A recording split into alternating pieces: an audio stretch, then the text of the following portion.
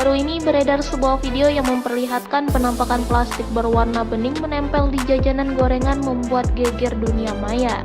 Dalam video yang beredar tampak seorang memperlihatkan bakwan goreng berisi ujung plastik dalam kondisi terikat.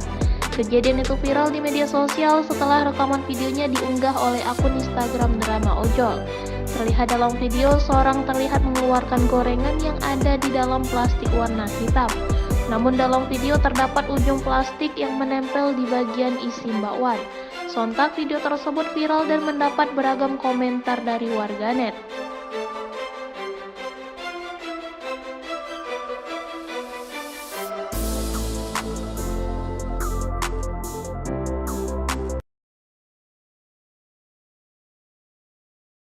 Terima kasih sudah nonton. Jangan lupa like, subscribe, dan share ya.